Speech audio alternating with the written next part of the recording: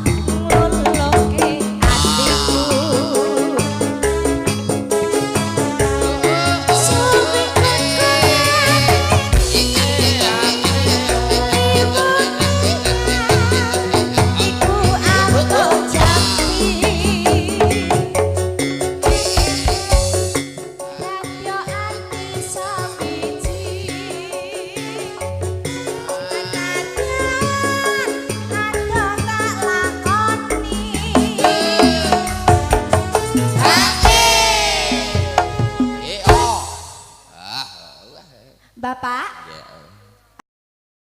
Pak yang dari Tangerang? Yang dari Tangerang juga. Di Jakarta ada gedrok, Pak. Enggak gedrok. Ada.